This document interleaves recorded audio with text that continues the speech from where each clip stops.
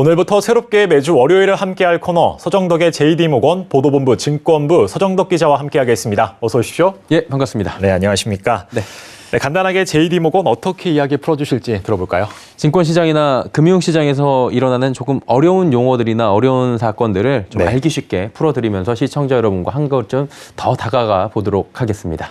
네, 기대가 되는데요. 바로 시작해 보도록 하겠습니다. 알기 쉽게 설명하기 위해 숫자를 준비하셨다고 하는데요. 먼저 숫자부터 확인해 보도록 하죠. 네, 지금 다양한 숫자가 나오고 있는데요. 이 숫자 가운데 40과 14를 선택하도록 하겠습니다. 네, 이 다양한 숫자 가운데 그러면 40과 14를 골라주셨는데요. 어떤 의미가 있습니까? 아무래도 언뜻 다가오는 느낌이 오는 숫자들은 아니실 겁니다. 네. 40년 된 은행이 14시간 만에 파산하게 된 사건을 의미하는 건데요. 최근에 이슈가 되고 있죠. SVB 사태와 관련이 있습니다. 금융시장의 변동성이 굉장히 커지고 있는데 오늘은 이 사태와 관련된 이야기를 심층적으로 전해드리도록 하겠습니다. 네, 지금 계속 이슈가 되고 있긴 한데 이 SVB 무엇이고 왜 파산한 건지부터 설명해 주시죠. 실리콘밸리 뱅크의 일단은 SVB는 약자입니다. 한마디로 실리콘밸리의 은행이라는 얘기인데요. 실리콘밸리의 주 고객들은 아무래도 스타트업들이나 벤처캐피탈 회사들이 굉장히 많이 있습니다. 그런데 지금 상황이 어떻습니까? 긴축 기조고요. 금리가 인상되고 있다 보니까 자금줄이 막히고 이자 부담이 커지고 있고요. 또 기업 공개, IPO는 어려워지면서 유동성에 어려움을 겪을 수밖에 없는 상황이 지속이 되고 있는데요. 그 유동성의 어려움이 결국에는 SVB로 번지게 된 거죠. 네, 그러면 이해가 좀 되지 않는 부분이 이렇게 오래된 은행이 지금 정지됐다는 부분인데 이 부분을 조금 더 알기 쉽게 설명해 줄 수 있을까요? 조금 전에 말씀드리다시피 주 고객사가 누굽니까? 벤처캐피탈이나 스타트업 회사들입니다.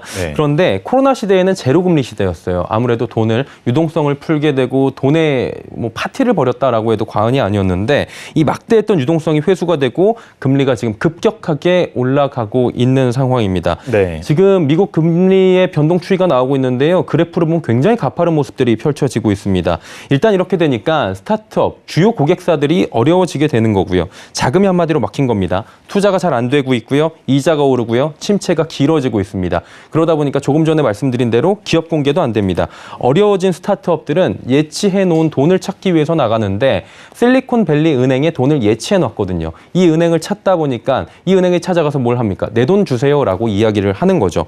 그러다 보니까 실리콘밸리 은행은 당연히 돈을 줘야 되겠죠. 이 과정에서 유동성 위기설이 나왔고요. 뱅크런이 실제로 일어나게 됐고 자금을 돌려줘야 하는 상황에 놓인 겁니다. 근데 문제가 여기서 발생하게 됩니다. SVB가 이 고객 인출 요구에 대응하고자 매도 가능 증권을 모두 매도했어요. 판 거죠. 팔았는데 매도 가능 증권이 미국 제로금리 시절에 조금 전에 보셨던 이 기준금리 하단에 있던 0.5% 시절에 그때 매입했던 1%대의 채권입니다. 0.5% 시대에 제로금리 시절에 1.5%, 1.6%의 채권이면 훌륭한 수익률이지만 최근에 채권 수익률을 보게 되면 굉장히 낮은 수준이 될 수밖에 없습니다. 그러다 보니 이것들을 울며 겨자 먹기 식으로 매도를 하다 보니 손실액이 발생을 한 건데요. 이 과정에서 18억 달러의 대규모 손실이 났고 이 손실을 메우기 위해서 또다시 증자 계획을 발표하는데 무려 22억 5천만 달러의 증자 계획이었던 겁니다. 네, 그러면 또 궁금한 점이 채권들을 손해보고 팔아야 할 정도였습니까? 사실 이 채권을 가지고 있게 되면은 손실액이 이 정도까지는 아니었을 것 같은데 고객들에게 돈을 돌려줘야 되거든요. 그러다 보니까 채권을 팔아서 고객들한테 돈을 채워줘야 되는 상황이었던 겁니다. 그런데 고객들 눈에는 이게 굉장히 또 우려스러운 눈으로 바라볼 수밖에 없고요. 뱅크런 우려가 커질 수밖에 없었던 게 사실이었던 것 같습니다. 그리고 증자 이야기가 나왔다고 조금 전에 말씀드렸는데 이게 화를 키운 것으로 보입니다. 예치한 다수의 스타트업들과 VC 어떻게 되겠습니까? 내 돈을 떼일 우려가 생기다 보니까 내 돈 돌려주세요라고 모두가 찾아왔고요. 돈을 찾지 못하게 됐고 주가는 급락에 급락을 거듭했고 결국엔 업무가 정지가 된 겁니다. 네, 그러면 은행이 파산하면은 예금자 보호가 되는 부분도 있지 않습니까? 그렇죠. 우리가 일반적으로 은행에 돈을 맡기면 5천만 원까지는 예금자 보호가 되지 않습니까? 이 나라도 있습니다. 예금보험 한도가 지금 우리 돈으로 한 3억 정도가 된다고 해요. 그 한도 내에 있는 기업이 문제는 7%밖에 되지 않습니다. 즉 대다수 기업들은 돈을 떼일 우려가 커졌기 때문에 어떻게 되겠습니까? 내 돈을 떼일 우려가 커졌다면 내 돈을 찾기 위해서 너도 나도 가게 되고요. 이게 과거와는 좀 다르게 인터넷으로 이 예적금을 뺄 수가 있는 그리고 예치금을 뺄 수가 있는 상황들이 펼쳐지기 때문에 뱅크런이 가속화될 수가 있고 결국에는 위험성이 부각이 되면서 업무가 정지된 것으로 지금 보이고 있습니다. 네, 말씀해 주신 것처럼 상황이 좀 심각한 것 같은데 예. 이 리먼 브라더스 금융위기 이야기도 나오던데요. 그렇죠. 2008년도, 2009년도 얘기가 나오는데 결론부터 말씀드리면 지금 상황이 심각한 건 맞는 것 같습니다. 다만 미국을 넘어서서 전 세계 금융 시스템을 마비시켰던 과거의 리먼 사태를 떠오르기엔 조금 어려움이 있지 않나, 이런 부분이 지금 중론인데요. 네. 일단은 미국이 당초 초기 대응에 나서야 한다고 했는데 발빠르게 지금 초기 진화에 나서고 있는 상황입니다. 지난 토요일에 조 바이든 미국 대통령은 SVB가 위치한 캘리포니아 주로 가서 주지사와 직접 만났습니다. 네. 그리고 오늘 오전에는 미국의 구체적 지원 방안이 나왔는데 예금자 보호에 지금 우리가 나서겠다라는 부분이었거든요. 고객이 맡긴 돈을 보험 한도와 상관없이 전액으로 보증한다는 겁니다. 그리고 유동성이 부족한 그 금융기관이나 이런 곳에는 자금을 대충해 주기로 했고요.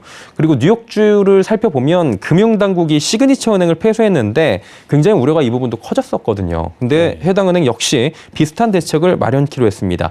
특히 이번에 연준 같은 경우에는 BTFP, 뱅크텀 펀딩 프로그램이라는 거를 가동을 했습니다. 1년 동안 유동성을 지원하는데 특히 주목해야 될 부분은 담보 가치를 시장가가 아닌 액면가로 평가를 하는 건데 시장가가 워낙에 떨어졌기 때문에 손실을 좀 줄여주려는 의도로 해석이 되고 있습니다. 다만 채권과 주식은 제외시키는 범위 내에서 지원이 될 텐데요. 이번 사태에 미국 정부는 조금 전에 전해드린 대로 굉장히 발빠르게 대응을 하고 있는 상황이고 이 부분은 과거의 시스템 붕괴를 답습하지 않겠다라는 강한 의지로 해석도 되고 있는 상황입니다. 네. 그리고 이 부분에 대해서 구제금융에 선을 그었거든요. 제닛 옐런이 지금 구제금융은 아니다라고 선을 그었는데 얼핏 보기에는 구제금융에 굉장히 가까운 구조로 현재 가고 있는데 아무래도 의아하신 부분이 많으실 겁니다. 구제금융 하면 되는 거 아니냐 뭐 이렇게 보시겠지만 구제금융을 시행하게 된다면 당장의 위험은 막을 수 있는데 정말 미국의 금융 시스템에 위기가 있는 것 아니냐라는 의구심을 시장에서 갖게 될 것이고요. 결국에 기타 금융사들에 대한 뱅크런이 혹시나 가속화될 수 있기 때문에 이렇게 구제금융에는 선을 그은 것이 아니냐라고 해석을 하고 있는 모습입니다. 네, 그런데 또 한편에서는 이 사태로 이 금리 인하 계기가 되지 않을까 하는 기대감 있는 분석도 나오고 있던데요. 예, 맞습니다. 연준이 긴축을 지금 이어가고 있잖아요. 고강도 긴축을 꾸준하게 이어가고 있는 상황인데 네. 이게 맞냐는 의문이 제기가 되고 있었거든요. 그리고 이번에 강하게 그 의문이 제기가 됐다라는 거죠. 시장에서는 기대감이 반영이 되고 있습니다. 미국에서 매크로 지표로 확인하는 단기물이 2년 만기 국채금리 그리고 장기물이 10년 만기 국채금리인데요. 2년 만기 국채금리 같은 경우에는 16년 만에 최고치를 기록하면서 얼마 전에 5%를 넘어갔고요. 10년 만기 장기채 국채금리 역시 4%를 넘어갔었는데 각각 10%가 넘게 현재 하락을 하면서 10년물이 3.6, 2년물이 4.4%대까지 내려왔고 이번에 FOMC에서 3월 FOMC에서 미 연준이 금리를 0.5% 인상할 확률이 종전까지는 80%에 달했었는데 최근에 장중에 30%대까지 내려오기도 했었습니다. 네, 그렇다면 우리 시장에서도 계속 얘기가 나오고 있었는데 예. 정말 연준이 금리를 덜 올리거나 인하할 가능성이 있습니까? 사실 그거는 저도 알 수 없고요. 네. 누구도 알 수가 없는 상황이긴 한데 다만 확실한 건 연준은 굉장히 이 사태를 예의주시하고 있다는 겁니다. 고물가가 지속되는 상황 속에서 연준은 물가를 잡기 위해서 우리는 무엇이든지 하겠다. 물가를 잡기 위해서라면 계속해서 긴축을 이어가겠다라는 메시지를 지속적으로 전해왔거든요. 그러다 보니까 이번에 비농업 부분의 고용지표도 잘 나왔고 이번 달 CPI, PPI도 굉장히 높게 나오다 보니까 아무래도 0.5% 금리 인상이 유력했던 상황입니다. 그런데 이 부분에 대해서 강도가 확실히 약해질 것이라는 부분에 대해서는 시장에서 지배적인 의견을 내고 있습니다. 즉 한마디로 2번 금리 올릴 거 한 번밖에 못 올릴 거고 0.5% 올릴 거 0.25%밖에 못 올릴 것이다. 이런 강도 조절이 일어날 것이다 라고 확신을 갖게 된 거죠. 네. 그리고 실제로 금리 인하 가능성도 나오는 이유가 이런 실리콘밸리 뱅크의 이 대규모 예금 인출 압박이나 즉 뱅크런 위험이 큰 미국 은행이 지금 20개에 달하고 있는 상황입니다. 뉴욕주에서는 조금 전 말씀드린 대로 이 시그니처 은행을 폐쇄하기에 이르는 상황인데 이러한 연쇄 부실이 계속해서 일어나서 도미노처럼 부실이 커지고 결국엔 이 채권이 대형은행으로 전이가 되고 이 시스템 붕괴로 이어질 수 있다면 채권 손실을 피할 수 없게 되거든요. 결국엔 금융 시스템의 붕괴로 이어지게 되고 전 세계적으로 문제가 될 수 있기 때문에 쉽게 볼 문제는 아니라는 겁니다. 그러다 네. 보니까 연준에서는 자칫 책임을 본인들이 떠안을 수 있기 때문에 굉장히 고민이 커질 수밖에 없고 최소한은 긴축 강도 조절에 나설 수밖에 없다라는 쪽으로 지금 시선이 쏠리고 있습니다. 결론은 현재 상황이 미국 정부의 발빠른 개입으로 시스템 붕괴까지 좀 가긴 어렵다. 리먼처럼 되진 어렵지 않을까라는 이야기가 나오고 있는데 다만 지속적 부실이 발견될 수 있을지 조금 더 지켜봐야 할 것 같습니다.